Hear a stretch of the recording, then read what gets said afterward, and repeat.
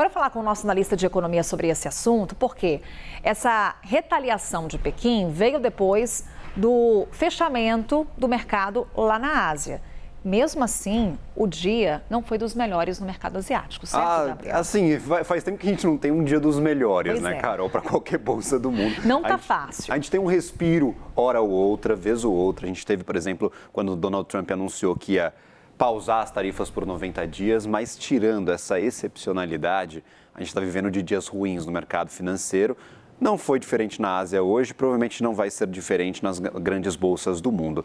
Mas agora, há um ponto de atenção que o mercado não reage de forma tão apocalíptica, catastrófica, como anunciada a tarifa nos últimos dias, por exemplo, na segunda-feira. Esse mercado está ficando calejado desta briga entre Estados Unidos e China. E a interpretação geral é que já chegamos num limite. A partir de agora, não faz diferença se a taxa vai ser 145%, 150%, 200%.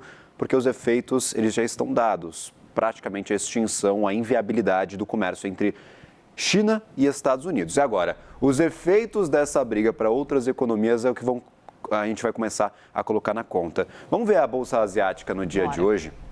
Temos informações, claro, de Xangai, de Shenzhen e também de Hang Seng. Essas três bolsas de valores, esses três índices acionários, eles têm empresas chinesas. Todos subiram nesta madrugada. Claro, a bolsa fechou antes do anúncio da retaliação de 125%. Esse é um ponto importante. Mas já nos últimos dias, essas movimentações são pequenas, mas são sempre positivas. A gente não está, por exemplo, depois daquela queda de 12% para a Hang Seng na Bolsa de Hong Kong, a gente não viu mais nenhuma destruição de valor por lá. Mas não é aquele movimento de correção no mercado financeiro. Não, de forma alguma. Que a gente teve no início do agravamento dessa guerra comercial. Aquele negócio, só cai 13%, para você voltar para o patamar de 13%, você tem que subir muito mais do que 13%. A gente está vendo ali altas de 0,4%, 0,3%, 1% no máximo. Então, são pequenos movimentos positivos, não suficientes para levar essas bolsas para o patamar de algumas semanas atrás, um patamar bem mais alto. Agora, no Japão e na Coreia, o negócio foi feio de novo. No Japão, 2,96%, principalmente afetado por empresas financeiras, de eletrônicos e de medicamentos.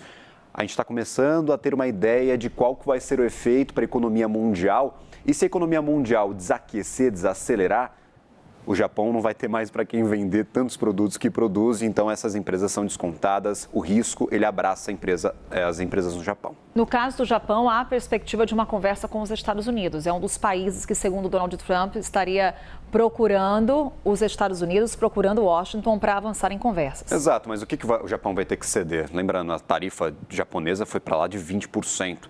As taxas para produtos americanos entrarem no Japão não são nem perto destes 20%. O que está em jogo nessas conversas? A gente ainda não sabe, não temos ideia do que Donald Trump quer com este tarifaço. Então, apenas a disposição de conversar, a possibilidade de uma negociação, não garante que um acordo vá sair do papel. Então, ainda há muito risco para essas bolsas. Há uma informação interessante que eu queria trazer e creditar a agência Reuters, uma apuração desta madrugada vinda de Xangai, que algumas corretoras de valores estão impondo limites para vendas de ações por grandes fundos de investimento na China ou por grandes investidores, um limite de um pouco mais de 6 milhões de dólares por dia. Então, há este anúncio, essa notificação não verbal, segundo a apuração da Reuters, para evitar uma venda generalizada de ativos chineses. Claro, a gente olha aqui para essa variação pequena. Há também essas questões envolvendo a China, da falta de confiabilidade para as negociações em bolsa, para o próprio câmbio, que a gente tem que levar em consideração. A apuração, 4 fontes que não quiseram se identificar, indicando que há sim o início dessa restrição, um aviso verbal para que as vendas não excedam os 6 milhões de dólares e, caso isso aconteça, até ameaça de suspensão das contas. No restante do mundo, a gente já tem alguns efeitos. Por exemplo, na Europa, está tudo no negativo, todo mundo cai, quem cai mais é a Alemanha. A Alemanha, a gente já disse aqui, a época das eleições, é uma potência industrial. Está perdendo espaço para a China, mas mesmo assim a indústria é muito forte. Precisa de uma economia mundial funcionando para ter consumidores para vender os produtos industrializados. Caso a China e os Estados Unidos não cedam rapidamente a essa guerra comercial, não entrem em um acordo, a gente pode ver recessão e a economia da Alemanha fortemente atingida, caiu 1,5% hoje. Tem uma bolsa que sobe, que é a Bolsa de Londres. A gente teve publicação do PIB, o PIB de Londres, o PIB do Reino Unido, perdão, em fevereiro foi melhor do que o esperado, então nós temos essa pequena variação, essa pequena variação positiva, essa distinção de Londres do restante das principais bolsas da Europa, mas está todo mundo no vermelho.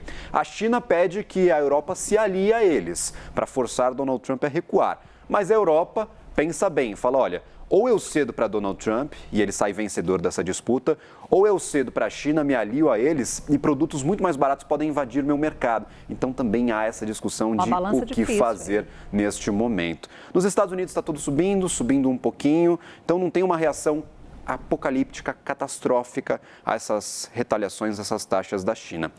Para o Brasil, a gente ainda não tem bolsa funcionando, mas Vale e Petrobras são negociadas nos Estados Unidos, em mercado futuro, ambas estão subindo e o índice brasileiro de empresas brasileiras lá fora também está subindo. A gente pode esperar talvez um dia um pouquinho mais tranquilo por aqui, sem o efeito, como eu disse, muito forte das taxas. É porque ontem ainda foi um dia nervoso aqui para o nosso mercado, né, Gabriel? A gente teve aquele momento em que parecia que o câmbio ia voltar a cair, só que mais uma vez subiu no pregão de ontem. Exato, mais pressão por conta da incerteza. Donald Trump confirmando que não era 125, era 145. Então, o mercado ainda está tentando caçar um fundo. Olha, até onde as ações podem ir, quanto mais barato elas podem ficar para que eu comece a comprar. O mercado está querendo, sempre quer comprar, tá, Carol? Então, quer comprar barato. Está tentando acertar qual que vai ser esse fundo das bolsas mundiais. Aí compra um pouquinho aqui, vê que a situação pode piorar, sai da Bolsa de Valores, a gente vai ver muita instabilidade. Uma mensagem do Donald Trump. Exato. E assim vai, né? Aí a mensagem vem mais positiva, falando que quer negociar com a China, mas aí a China anuncia retaliações, aí fica esse entra e sai de dinheiro, por isso a alta volatilidade. A gente não tem, por exemplo, algo que seja concreto, fala, agora vai subir porque a notícia é positiva. É sempre um vai e vem danado. Gabriel Monteiro está de olho nas operações do mercado, daqui a pouquinho no CNN Money. Por aqui, Gabriel, obrigada. Bom fim de semana. Agradecido. Um ótimo final de semana a você, a todos. E claro, vamos ver se esse tempo na Bolsa de Valores, porque não funciona nada no final de semana, dá uma tranquilizada aí nos investidores. Pelo menos a sexta-feira seja um bom dia. Valeu, Gabriel.